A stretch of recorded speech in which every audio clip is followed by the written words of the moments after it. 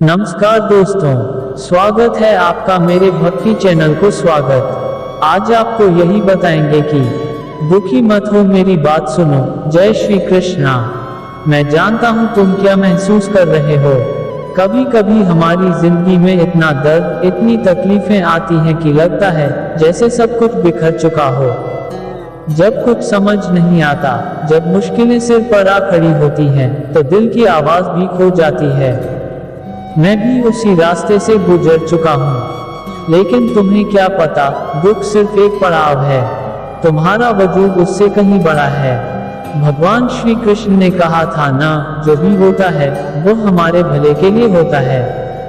अब तुम्हें ये बात समझनी है। क्या तुम विश्वास करते हो कि जब एक दरवाजा बंद होता है तो दूसरा खुलता है?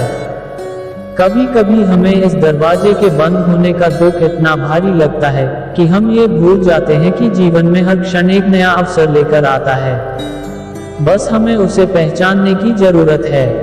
तुम्हारे भीतर वो शक्ति है जो हर मुश्किल का हल निकाल सकती है। हाँ, ये सच है कि राहें कठिन हो सकती हैं, पर वो कठिन रास्ते ही हमें मजबूत बनाते हैं। तुम्हें सिर्फ खुद पर विश्वास रखना है और इस संसार के सबसे सुंदर सत्य को समझना है। दुख सिर्फ एक यात्रा है, मंजिल नहीं। अब मुस्कुराओ और सोचो, क्या तुम तैयार हो अपनी नई शुरुआत के लिए? क्योंकि भगवान श्री कृष्ण के आशीर्वाद से हर दुख का अंत सुख में ही होता है। दुखी मत हो, मेरी बात सुन। जय श्री कृष्णा। समझ गया। आप शायद और अधिक विस्तार से जानना चाहते हैं कि इस स्क्रिप्ट को कैसे और क्यों बनाया गया है, तो चलिए मैं आपको इस स्क्रिप्ट के बारे में और जानकारी देता हूँ। क्या असर हो सकता है जब आप इसे किसी दुखी व्यक्ति को सुनाएंगे, तो यह उसे उम्मीद दे सकता है। यह उसे यह महसूस करवा सकता है कि हर मुश्किल का एक समाधान है और जीवन में उतार चढ़ाव आते रहते हैं, लेकिन हर दुख के बाद सुख जरूर आता है। उदाहरण और प्रेरणा। स्क्रिप्ट में भगवान श्री कृष्ण के जीवन से प्रेरित होने वाले उदाहरण दिए गए हैं, जो उनकी उपदेशों का पालन करके जीवन को बेहतर बनाने की दिशा में मार्गदर्शन करते हैं।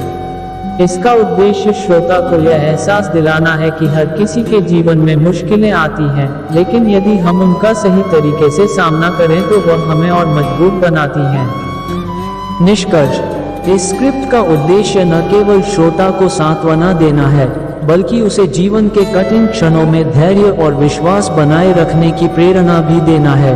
ये शांति, आंतरिक शक्ति और भगवान के प्रति विश्वास का संदेश देती है, जो कि हर व्यक्ति को किसी न किसी मोड़ पर जरूरत होती है।